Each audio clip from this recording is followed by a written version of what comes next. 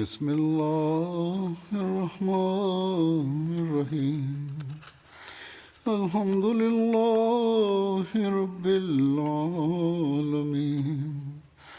الرحمن الرحيم مالك يوم الدين إياك نعبد وإياك نستعين اهدنا الصراط المستقيم صراط الذين أنعمت عليهم غير المغضوب عليهم ولا الضالين. Il y avait quelques points restants à propos des compagnons de Badr que j'avais évoqués plus tôt. Je présenterai certains récits sur ces compagnons, et ceci mettra fin à cette série que je souhaitais présenter à propos des compagnons de Badr.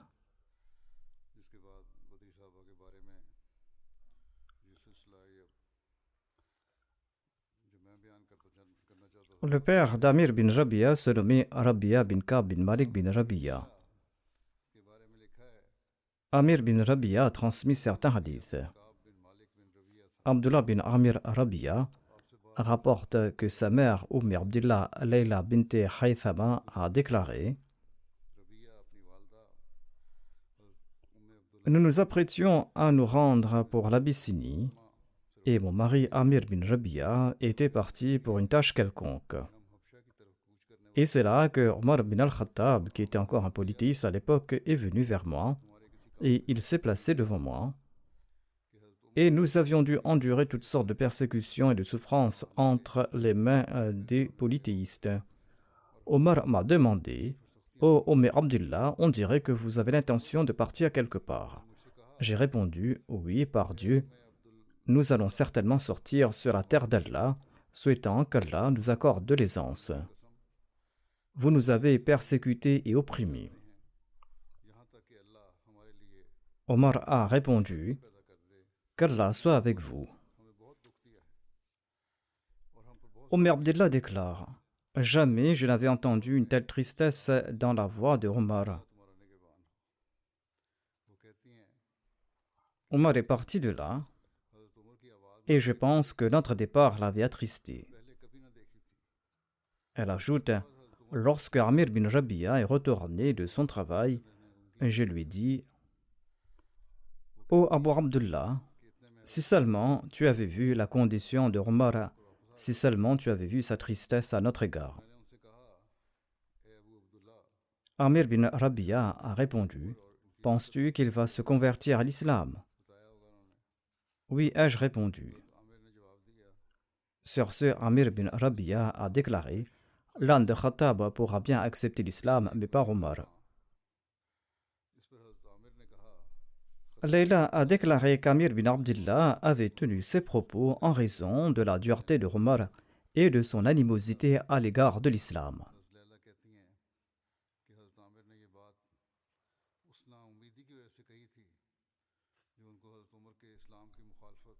Abdullah bin Amir bin Rabia rapporte ce récit de son père Amir bin Abdullah. Le saint prophète Mohammed lui nous a envoyés pour une expédition connue comme la Sariya de Nakhla ou la Sariya d'Abdullah bin Jahash, Sariya qui a eu lieu avant la bataille de Badr. Amr bin Suraka, qui était mince et grand, nous avait accompagnés. Lors du voyage, il s'est assis en se cramponnant l'estomac en raison de la faim, et il n'arrivait plus à marcher avec nous, et il est tombé. La faim l'avait terrassé. Nous lui avons placé une pierre sur l'estomac et nous l'avons fermement attaché au dos. Il nous a suivis et nous sommes arrivés chez une tribu qui nous a offert de l'hospitalité. Il a ensuite retrouvé de la force pour nous accompagner. Amr bin Suraka a déclaré que je croyais que c'était les jambes qui portaient l'estomac, mais aujourd'hui j'ai compris que c'est l'estomac qui porte les jambes. C'est-à-dire que quand on a faim et qu'on est faible, on n'arrive même pas à marcher.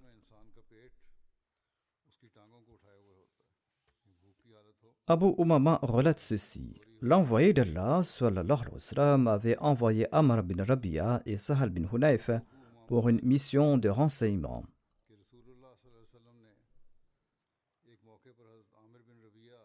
Amr bin Rabia avait également participé à la bataille d'Atu Salasil en l'an 8 de l'Hégire et il avait été blessé au bras par une flèche.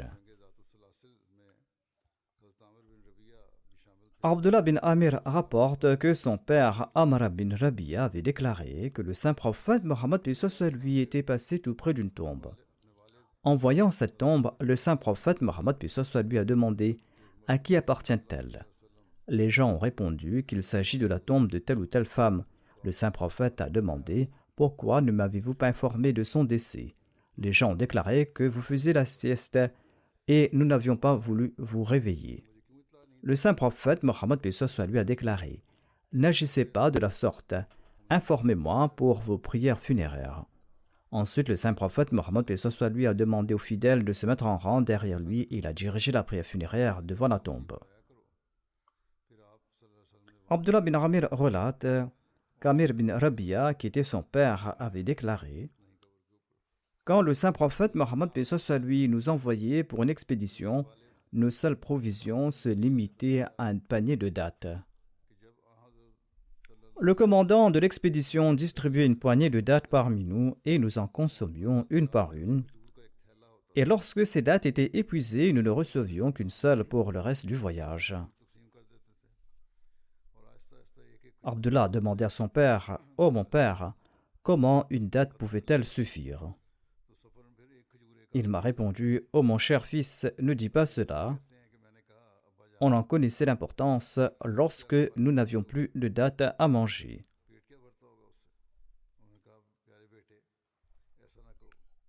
C'est-à-dire demander aux affamés l'importance d'une date. Le calife Omar avait expulsé les Juifs de Khaybar au cours de son califat et il a distribué les terres de la vallée d'Al-Qura parmi les musulmans. Et Amr bin Rabia faisait partie de ceux qui avaient reçu un lopin de terre. Amir bin Rabia avait accompagné le calife Omar quand celui-ci était à Jabia dans les alentours de Damas. Selon un récit, Amir bin Rabia portait le drapeau du calife Omar.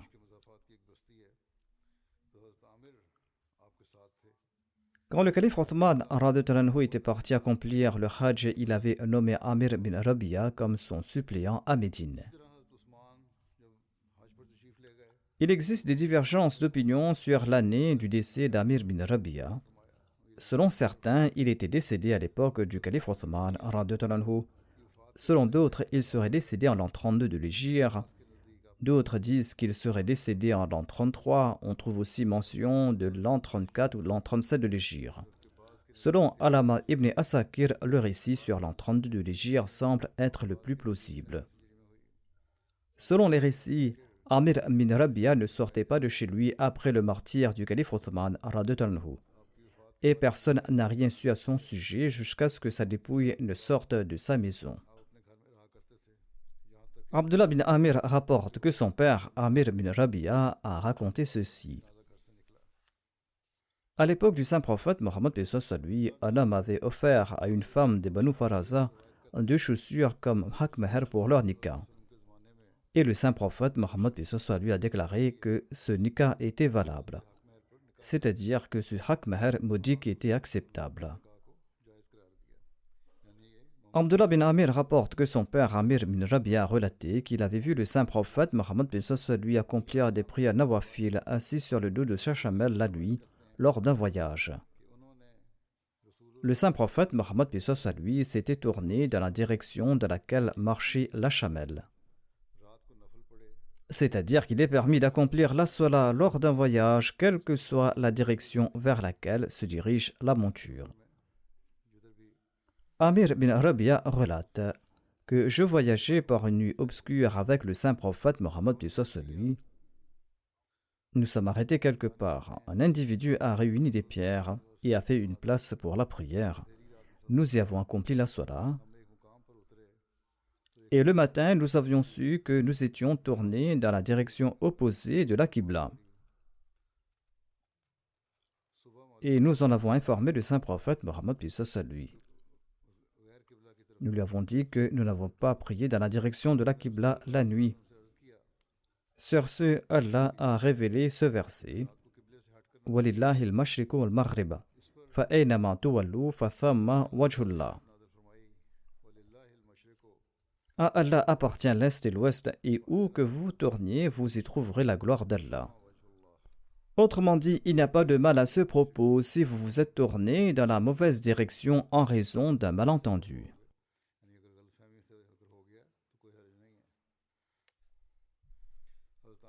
Il se peut que le saint prophète Mohammed lui ait cité ce verset pour expliquer cette situation. Il n'est pas nécessaire que ce verset ait été révélé à ce moment-là.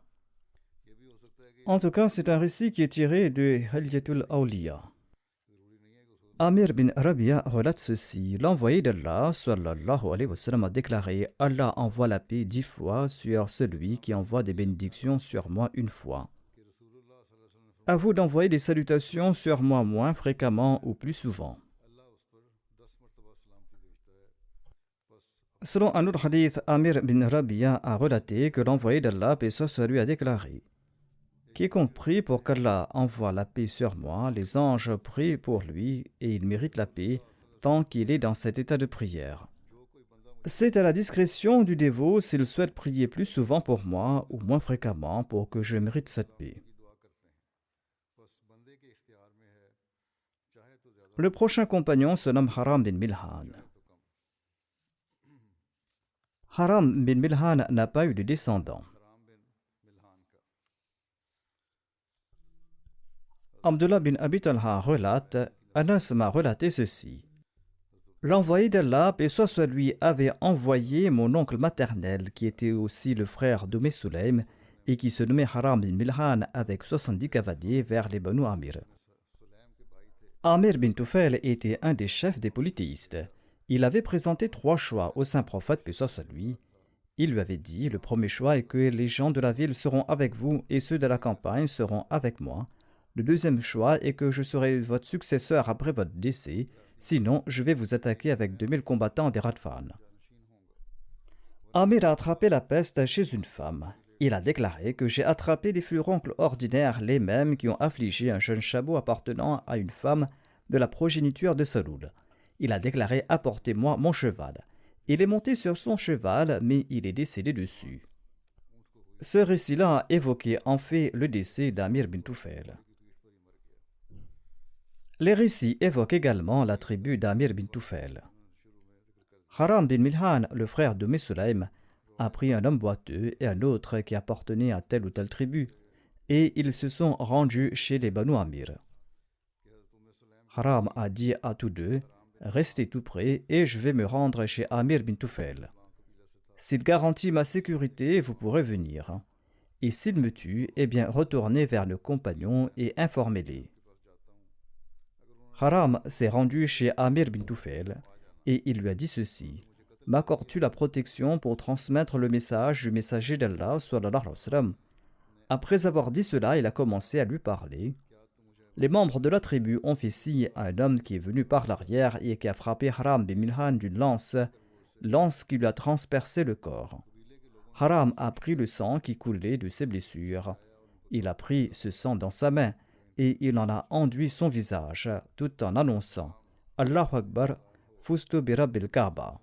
Par Allah, le Seigneur de la Kaaba, j'ai atteint mon objectif. Ensuite, les gens de cette tribu ont poursuivi l'autre musulman et l'ont tué. Ensuite, ils ont attaqué les autres Qari, les autres musulmans, et ils les ont tous tués, sauf le boiteux qui se trouvait au sommet d'une montagne. Allah a révélé cela au saint prophète Mohammed lui. Et les martyrs ont transmis ce message: dites à notre peuple que nous sommes partis à la rencontre de notre Seigneur, il est content de nous et il nous a rendus heureux. Pendant 30 jours, tous les matins, l'envoyé d'Allah sallallahu alayhi wa sallam n'a cessé de prier contre eux, c'est-à-dire les tribus Rihil Zakwan, Banu Lihyan et Usayya. ces tribus qui s'étaient rebellées contre Allah et son messager sallallahu alayhi wa sallam. Ce récit est tiré du recueil d'Al-Bukhari. Selon un autre hadith d'Anas bin Malik cité dans Al-Bukhari, Haram bin Milhan a été tué par une javeline au lieu d'une lance. Selon un autre récit, pendant un mois, durant la prière du matin, l'envoyé d'Allah, paix soit lui, priait contre ces personnes-là, c'est-à-dire les tribus Rihil et Zekwan, les clans des Banu Sulaym. Anas relate que c'était le début de la prière Qunut. Avant cela, nous n'accomplissions pas la prière d'Al-Qunut. Hazrat Muslim Maud a cité l'exemple du martyr des Hufaz en évoquant la passion du sacrifice des compagnons du saint prophète Mohammed à lui. Il déclare à ce propos: en étudiant l'histoire, l'on apprend que lorsque les compagnons partaient en guerre, eh bien, le fait de tomber en martyr était pour eux source de réconfort et de joie. Et s'ils subissaient une blessure, ils ne considéraient pas cette blessure comme telle, mais comme une source de joie. Divers récits démontrent que pour de nombreux compagnons, tomber en martyr dans la voie de Dieu était source de joie. Il y a l'exemple de ces Hufaz qui avaient mémorisé le Saint-Coran et qui avaient été envoyés par le saint prophète, paix soit lui, 20 tribus qui habitaient au centre de l'Arabie. Parmi ces Hufaz se trouvait Haram bin Milhan, qui était parti transmettre le message de l'islam à Amir bin Tufail, qui était le chef de la tribu Amir. D'autres compagnons l'accompagnaient et ils étaient restés en arrière.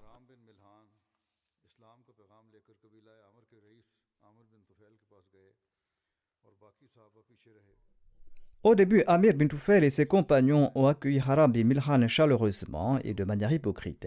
Lorsque Haram s'est assis et a commencé à leur transmettre le message, des personnes mal intentionnées ont fait signe à un malfrat qui a donné un coup de lance par l'arrière à Haram bin Milhan. En tombant, Haram a déclaré « Allahu Akbar, par le Seigneur de la Kaaba, j'ai mérité le salut ». Ensuite, les malfrats ont encerclé les autres compagnons et ils les ont attaqués.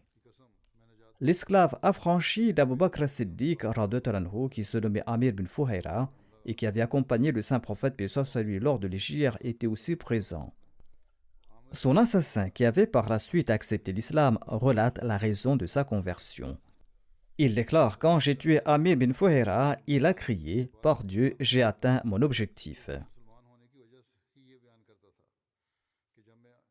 Ainsi, ces récits révèlent que le martyr accordait une grande joie aux compagnons du saint prophète Mohammed paix soit lui.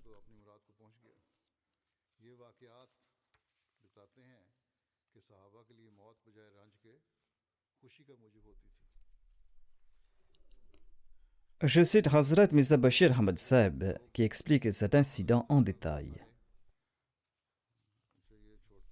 Il déclare: un individu nommé Abu Bara Amiri était un chef d'une tribu située en Arabie centrale.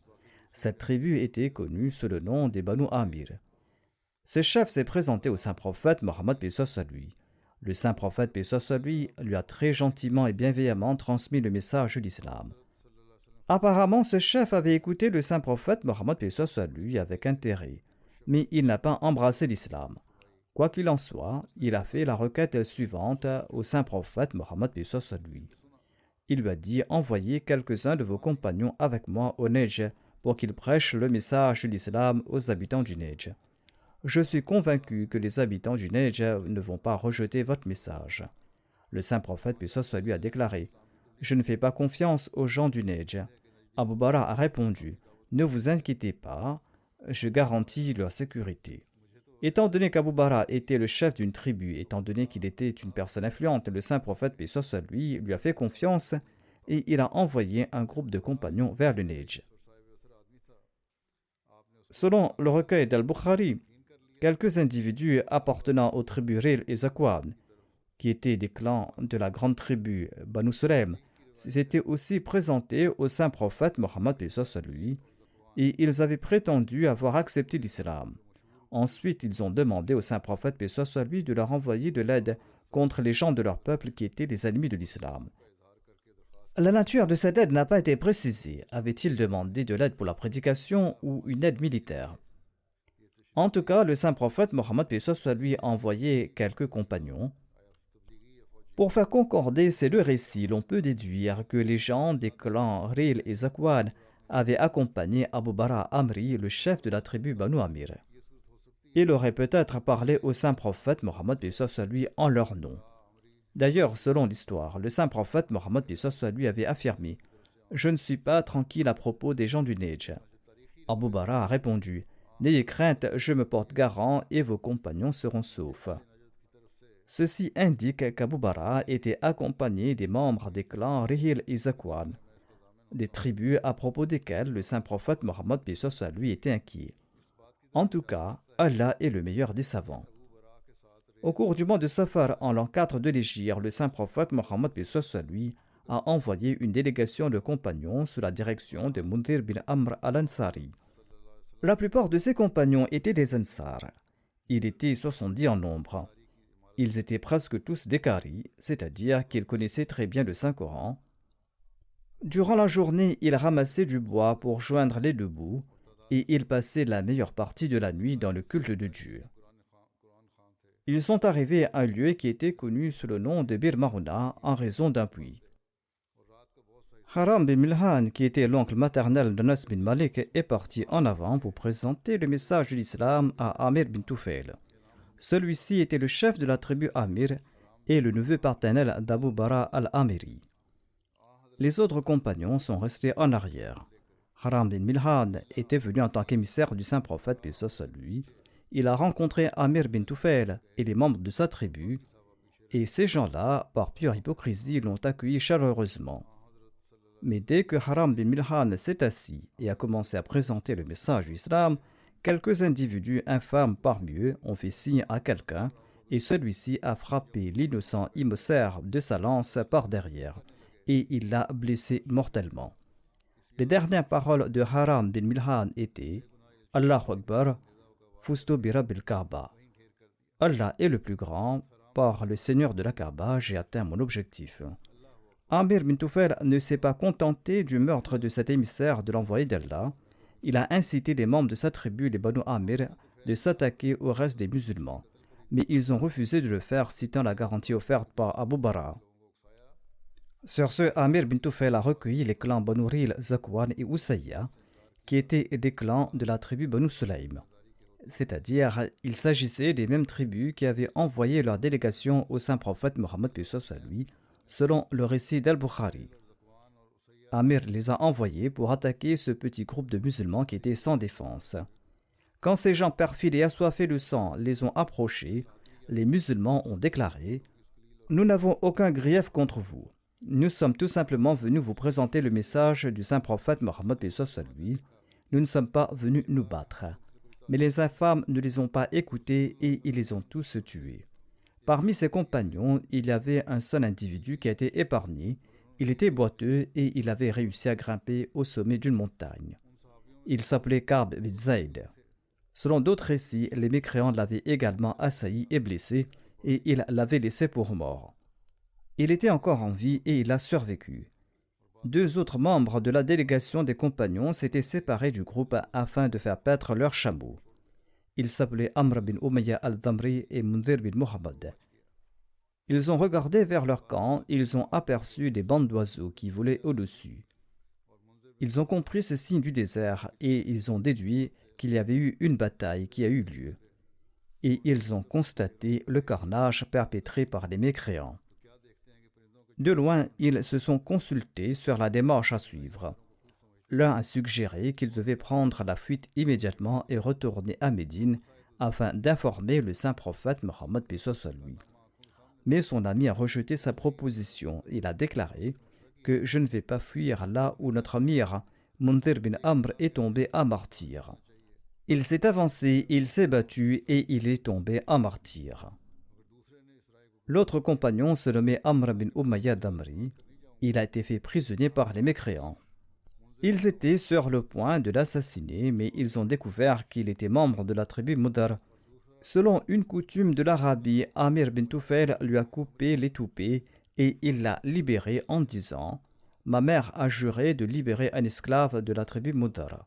Par conséquent, je te libère. » Autrement dit, parmi ses 70 compagnons, seuls 2 compagnons ont survécu.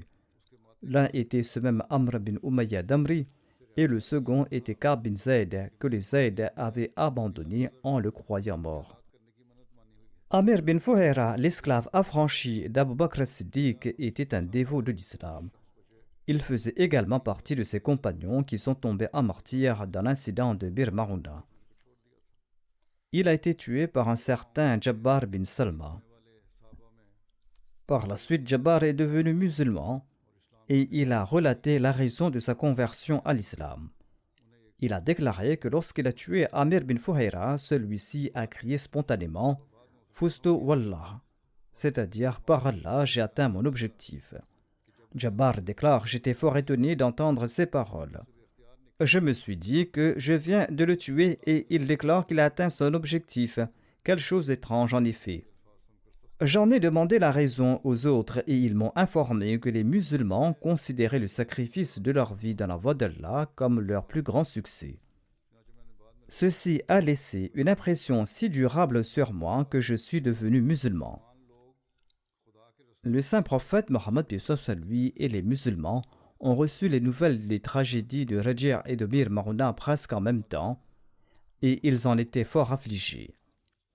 Les récits rapportent que jamais le saint prophète Mohammed lui n'a été aussi profondément affligé par quelque événement avant ces incidents ni même après ces tragédies. Environ 80 compagnons ont été assassinés ainsi par tromperie. Et d'ailleurs, ils étaient en majorité des Hufaz du Saint-Coran. Ils appartenaient à une classe pauvre et désintéressée de parmi les musulmans. Ce n'était pas un petit événement, même selon les coutumes et les pratiques barbares de l'Arabie. C'est comme si le saint prophète, paix soit lui, avait reçu la nouvelle de la perte de 80 de ses fils. Voire cette nouvelle était encore plus tragique, car pour un homme spirituel, les liens spirituels lui sont beaucoup plus chers que les relations physiques d'un homme de ce monde.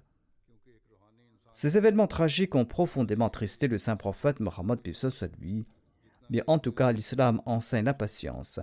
En entendant cette nouvelle, le saint prophète a dit « Inna lillahi wa inna ilayhi raji'un ».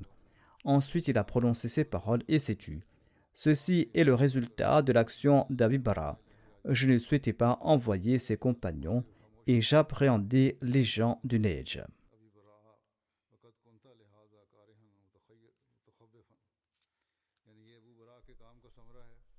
Le prochain compagnon que j'évoquerai se nomme Sa'd bin Khawla.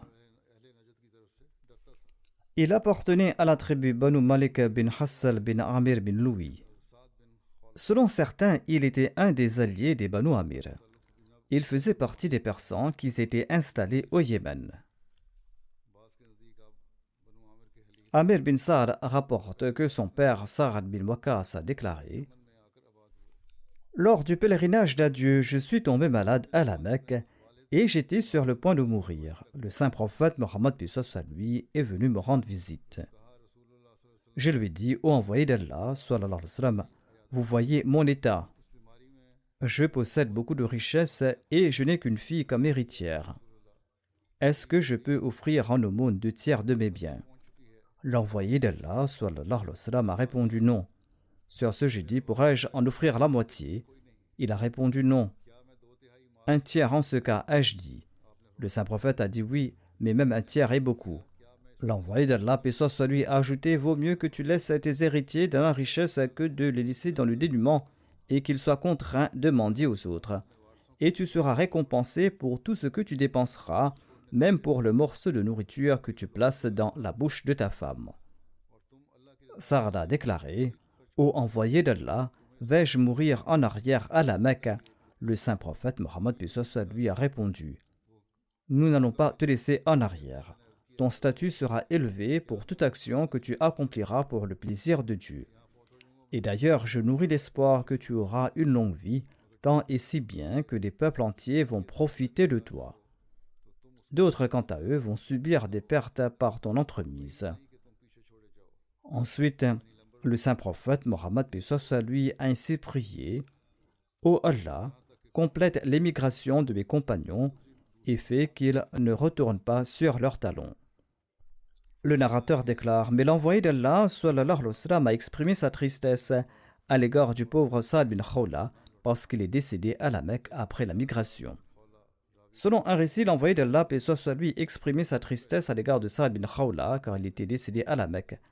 En effet, l'envoyé d'Allah, paix soit sur lui, n'aimait pas que celui qui avait émigré de la Mecque y retourne ou qu'il y demeure longtemps après le Hajj ou l'Umrah.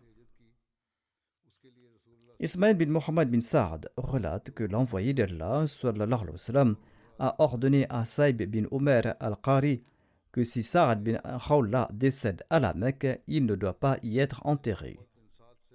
Selon un autre récit, le saint prophète Mohammed lui a dit concernant Saad bin Abi Waqqas que s'il décédait à la Mecque, il ne devait pas y être enterré. Saad bin Khawla est décédé lors du pèlerinage d'adieu du saint prophète Mohammed lui. Au moment de sa mort, sa femme était enceinte. Peu de temps après le décès de son mari, elle a accouché de son enfant. L'enfant est né peu de temps après son décès.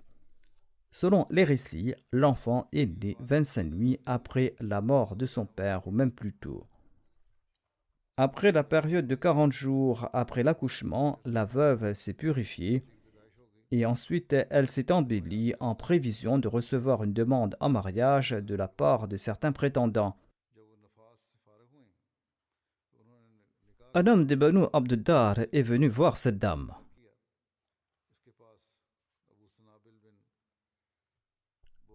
Cet homme se nommait Abu Sanabil bin Bukakik.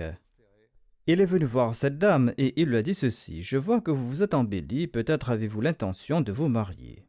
Par Allah, vous ne pouvez pas vous marier avant que la période de 4 mois et 10 jours ne s'est pas écoulée. Subaya, la femme, a déclaré: quand il m'a dit cela, j'ai porté ma tenue et je me suis rendu chez le saint prophète Mohammed lui et je me suis renseigné à ce propos. Le saint prophète Mohammed lui a émis la fatwa suivante. Il m'a dit que je pouvais me marier étant donné que j'avais accouché de mon enfant. Ainsi, je pouvais me marier si je le souhaitais. Ainsi donc, ces incidents présentent des solutions à certaines questions de jurisprudence. Le prochain compagnon se nomme Abu al-Haytham bin al-Tahyan. Son frère se nommait Ubayd bin Ubayd, ou on dit qu'il se nommait peut-être Atik bin al-Tahyan. Il avait pris part à la bataille d'Uhud. Selon un récit, Abu al-Haytham a demandé à l'envoyé d'Allah sallallahu alayhi wa sallam que je suis parmi les premiers à prêter allégeance. Comment devons-nous vous prêter allégeance? Le saint prophète Mohammed lui a dit: prêtez-moi allégeance de la même manière que les enfants d'Israël ont prêté allégeance à Moïse. Le saint prophète Mohammed lui a nommé Abu al-Haytham et Usayd bin Hudayr comme responsables de la tribu Banu al-Ashhal. Ce compagnon portait 2 épées au combat, et c'est pour cette raison qu'on lui avait donné le nom de Dhu as-Sayfayn, c'est-à-dire celui qui porte les 2 épées.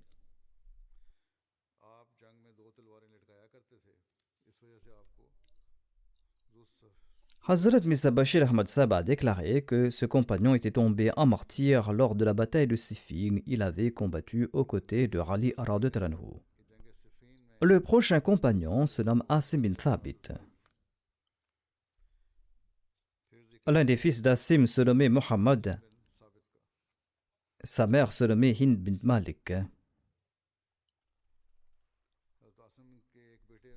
Feu le 4e calife de la communauté a commenté sur un verset. Et il a évoqué ceux qui étaient proches du saint prophète Mohammed lui lors de la bataille d'Uhud. Et il a cité l'imam Razi qui a mentionné 14 personnes dont on est sûr qu'ils étaient autour du saint prophète Mohammed lui lors des combats. C'étaient des combattants qui n'avaient pas abandonné le saint prophète Mohammed lui en aucune circonstance. Parmi les muhajirines, il y avait Abu Bakr radhiyallahu anhu et Ali radhiyallahu anhu. Les chiites prétendent que seul Ali était présent. Néanmoins, on trouve mention d'Abu Bakr, de Ali, d'Abdurrahman bin Auf, de Saad bin Abi Waqqas, Talha Ubaydullah, d'Abu Ubayda bin al-Jarrah et de Zubair bin al-Awwam. Parmi les Ansar, on trouvait Qabab bin Mundhir radhiyallahu anhu, Abu Jajana, Asim bin Thabit, Harith bin As-Sima, et il y avait aussi peut-être Sahal bin Hunayf. Et il y avait aussi Usayd bin Hudayr et Sa'd bin Mu'adh. On trouve également mention de 8 qui ont juré de se battre jusqu'à la mort, dont 3 de parmi les muhajirines et 5 de parmi les ansars. Il est aussi intéressant de constater qu'étant donné que le saint prophète Mohammed lui avait besoin de ses serviteurs, de ses compagnons, aucun de ces 8 qui avaient juré de se battre jusqu'à la mort n'est tombé en martyr. C'est ainsi que Allah les a protégés par des moyens extraordinaires. Le prochain compagnon se nomme Sahal bin Hunayf Ansari radhiyallahu anhu. Ibn Abbas radhiyallahu anhu relate qu'à l'occasion de la bataille de Badr, le saint prophète Mohammed lui était accompagné de 100 chameaux et de 2 chevaux.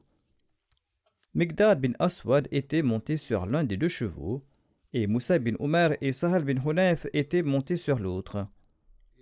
Et les compagnons du saint prophète Mohammed lui se relayaient pour monter à tour de rôle sur les chameaux. Le saint prophète Mohammed lui, Ali radhiyallahu anhu et Marthad bin Abi Marthad Ghanawi, qui était un allié de Hamza bin Abdul Muttalib, se relayaient pour monter sur l'un de ces chameaux. Sahal bin Hunayf faisait également partie de ses compagnons qui sont restés proches du saint prophète Mohammed lui lors de la bataille d'Uhud. Yusser bin Amr relate qu'il a demandé à Sahal bin Hunayf de lui raconter un hadith qu'il avait entendu du saint prophète Mohammed lui concernant le groupe Haruriya, c'est-à-dire les Khawarij. Sahal bin Hunayf a déclaré: « Je te relaterai ce que j'ai entendu et rien de plus. J'ai entendu le saint prophète Mohammed lui mentionner un groupe de personnes qui sortiront d'ici et il a indiqué dans la direction de l'Irak. Bien qu'ils réciteront le Saint-Coran ne descendra pas en dessous de leur gorge.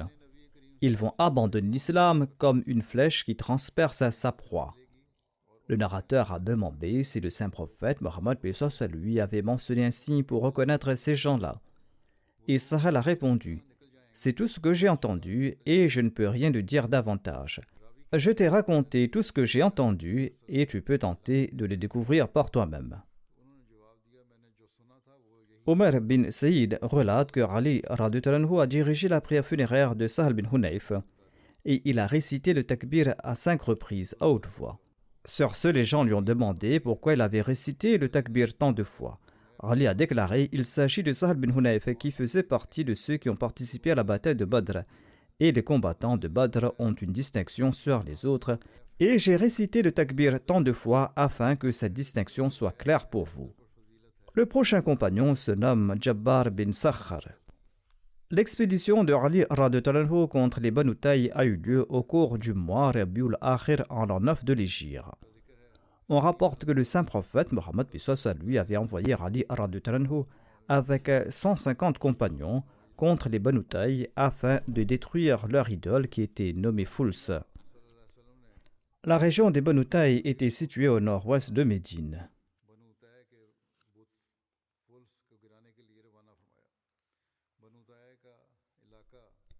Le saint prophète Mohammed lui avait confié à Ali radhiyallahu anhu une grande bannière noire et un petit drapeau blanc pour cette expédition. Ali a attaqué le peuple de Hatim dans la matinée et il a détruit leur idole nommée Fuls. Ali est retourné à Médine avec de grands butins, des butins pris au Banu Taï, ainsi que de nombreux prisonniers. Jabbar bin Sakhr portait le drapeau au cours de cette expédition. Ali a demandé conseil à ses compagnons pour cette expédition et Jabbar bin Sakhr a déclaré qu'il devait voyager durant la nuit et les attaquer dès le matin. Ali a approuvé sa suggestion. Jabir bin Abdullah rapporte qu'il était debout à la gauche du saint prophète Mohammed lui et l'envoyé d'Allah lui l'a placé sur son côté droit. Ensuite, lorsque Jabbar bin Sakhr est venu, le saint prophète lui les a placés tous les deux derrière lui. Selon un récit, Omar bin Abi Waqas a été tué par Amr bin Abdewoud. Selon un autre récit, Omar bin Abi Waqas a été tué par Ahsan bin Saïd.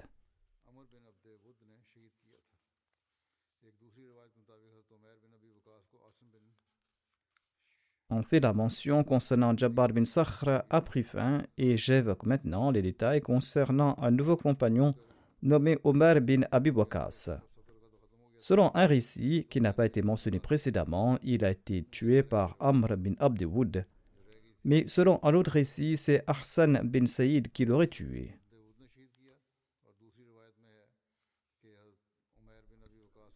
En l'an 9 de l'Hégire, le saint prophète Mohammed lui a envoyé un compagnon nommé Qutba avec 20 combattants vers la branche de la tribu Khassam qui vivait tout près de Tabala. Le saint prophète lui leur a ordonné de lancer une attaque surprise.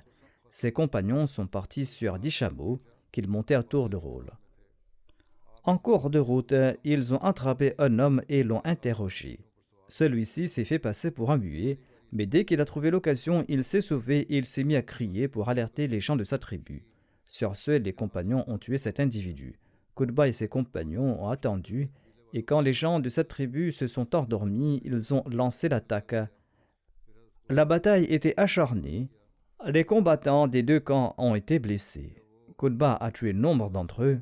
Il est retourné à Médine avec leur bétail et leurs femmes. Et après avoir prélevé une portion pour le khums, chaque personne a reçu 4 chameaux, et à l'époque, chaque chameau valait 10 chèvres.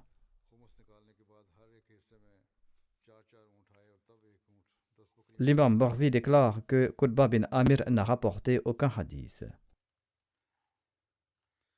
En tout cas, la série sur les compagnons de Badr que je souhaitais évoquer s'est terminée ici. Je voudrais vous rappeler tous de prier pour les Ahmadis du Pakistan. Priez pour qu'Allah leur facilite la vie, car ils sont actuellement confrontés à de grandes difficultés. Qu'Allah accorde la sagesse à ceux qui sont responsables du maintien de la justice, de la loi et de l'ordre, ainsi qu'à ceux qui commettent des cruautés au nom d'Allah et de son messager, ou qu'ils soient saisis par la colère de Dieu. Priez également pour les Ahmadis du Burkina Faso, car ils traversent encore des moments difficiles, car les terroristes y commettent toujours des exactions au nom d'Allah et de son prophète. Priez aussi pour les Ahmadis de l'Algérie, car certains responsables gouvernementaux et certains responsables des tribunaux commettent des injustices contre les Ahmadis là-bas. Qu'Allah accorde à tout le monde sa protection. Concentrez-vous sur les prières et l'aumône. Qu'Allah protège tout le monde des stratagèmes maléfiques des ennemis. Après la prière du vendredi, je vais diriger les prières funéraires en l'absence des dépouilles des défunts. Je vais citer certains détails concernant ces personnes décédées. La première personne est le respecté Mohammed Rashid Saheb Shahid. Il était le fils de Chaudhry Basharat Ahmad Saheb de Kotiara, du district du Gujarat. Le 19 février dernier, 12 opposants à l'Ahmadiyya sont entrés dans sa maison et ils lui ont tiré dessus et l'ont tué. Inna lillahi wa inna ilayhi raji'un. Au moment de sa mort, le martyr avait plus de 70 ans. Selon les rapports, le respecté Mohammed Rashid Saheb était seul dans sa maison à Kotiala, dans le Gujarat. Il y avait ouvert un dispensaire homéopathique pour traiter gratuitement les malades de la région. Et les gens du village et des alentours en profitaient. 2 jeunes hommes du village sont entrés dans son dispensaire sous prétexte de chercher des médicaments et ils lui ont tiré dessus. Celui qui avait tiré serait un Hafiz Quran et la balle de son coup de feu a touché Mohammed Rashid Saheb au front et il est décédé sur le coup. Après l'incident, les assaillants ont pris la fuite. Un assistant du défunt est arrivé quelques minutes après et il a signalé l'incident au poste de police local. On rapporte que le corps d'un des assaillants, qui était le Hafiz Quran, a été retrouvé dans un champ voisin et la police enquête également sur sa mort.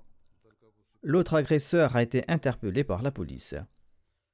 Au moins, dans ce cas, la police a arrêté l'agresseur. Le premier Ahmadi de la famille du martyr était Hazrat Munshi Sultan Alim Saheb. Il était un compagnon du Messie premier Islam.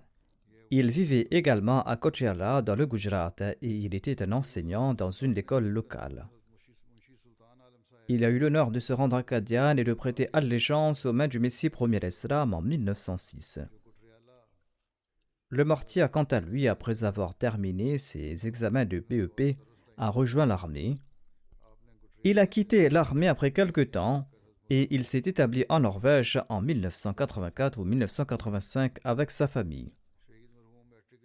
Malgré l'acquisition de la nationalité norvégienne, il est retourné dans son village ancestral en 2008 et il faisait souvent des allers-retours en Norvège.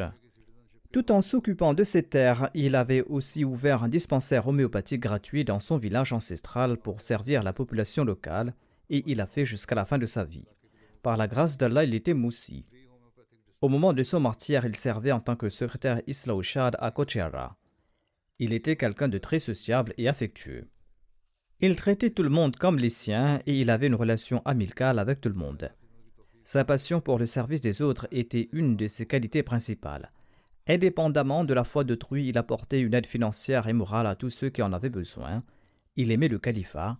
L'hospitalité était un de ses traits distinctifs et il était toujours à l'avant-garde pour servir les invités du siège. Il accomplissait régulièrement ses prières et de temps à autre il organisait des camps médicaux gratuits dans la région. Son neveu Rafé Saheb est un missionnaire qui travaille en Côte d'Ivoire. Il déclare le martyr était aimé de tous. En sus de sa passion de servir autrui, il était également un excellent prédicateur et il était aussi très magnanime. Allah avait doué ses mains de guérison. Il écoutait régulièrement les sermons du vendredi et avec beaucoup d'attention. Récemment, Parveen Akhtar Saheba, l'épouse du martyr qui est en Norvège, a vu dans un rêve que le martyr a été attaqué et que quelqu'un a tenté de le tuer. Il lui a demandé d'être toujours vigilant. Le martyr laisse derrière lui son épouse Parveen Akhtar qui vit en Norvège, 2 fils et 5 filles, dont l'une vit au Pakistan. Les autres vivent dans divers pays.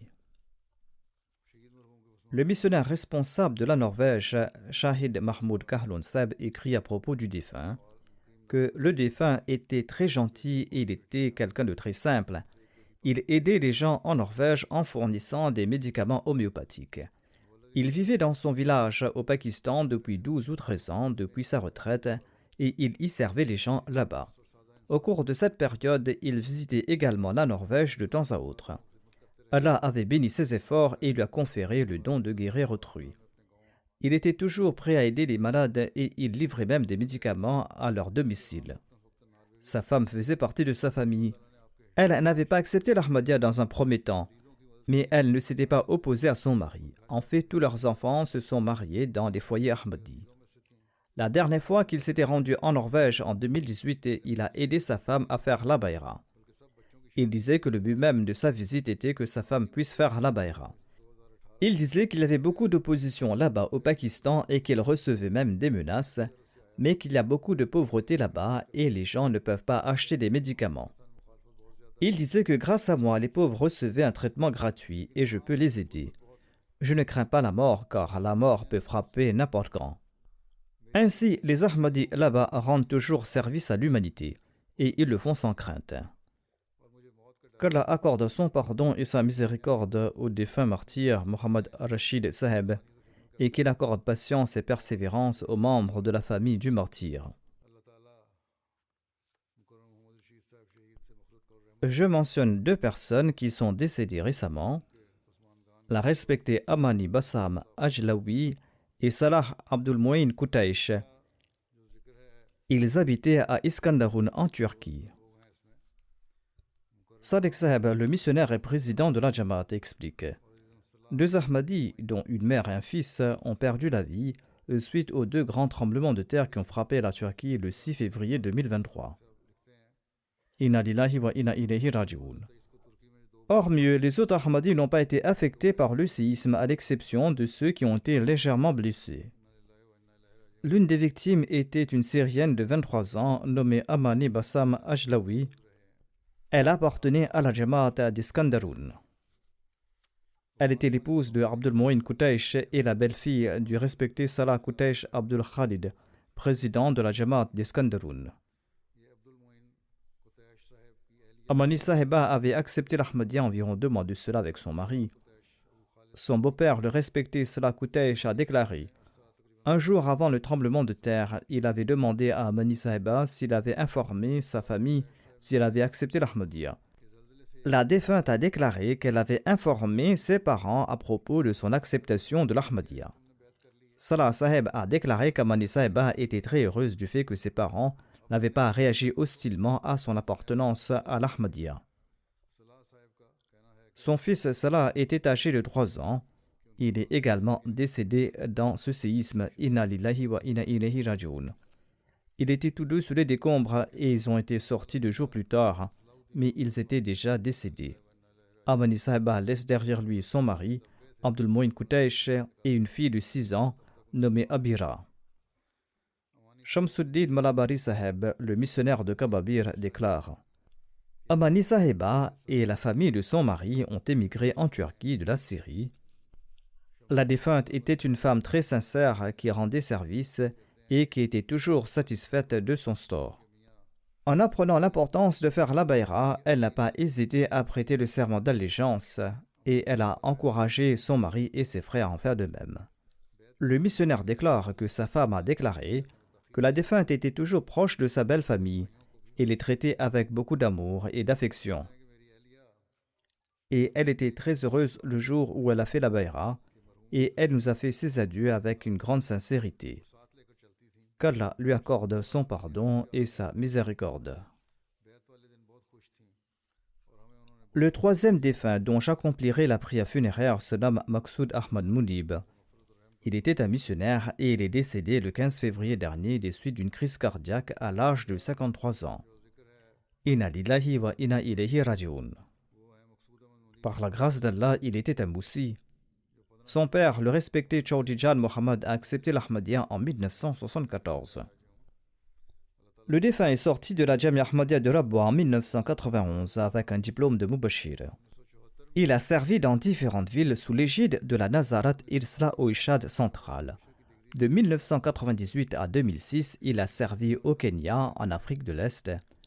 Ensuite, il est retourné au Pakistan et il servit ces jours-ci comme missionnaire dans le district de Quetta. Il laisse derrière lui son épouse, un fils et 2 filles.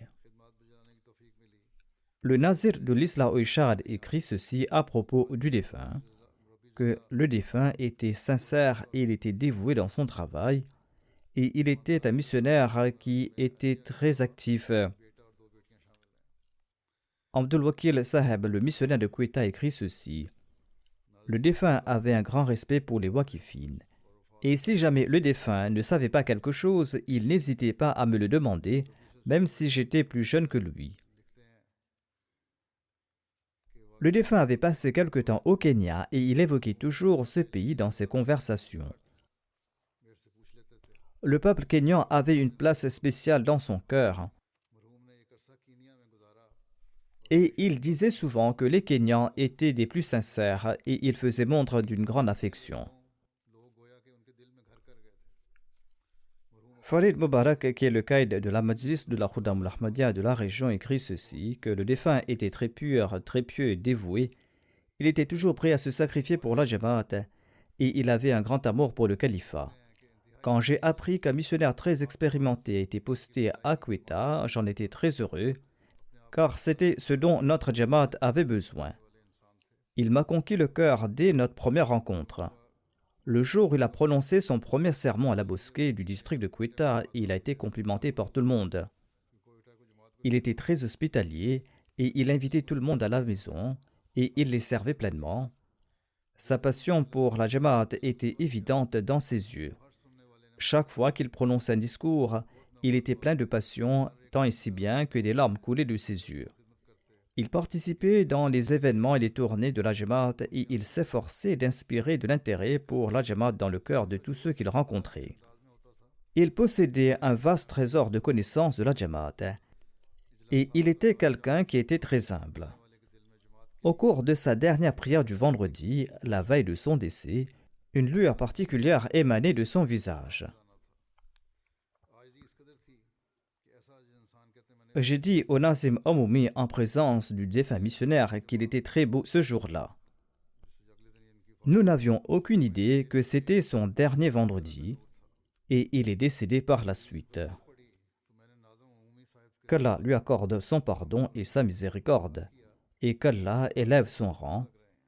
Inch'Allah, je vais diriger les prières funéraires de toutes ces personnes.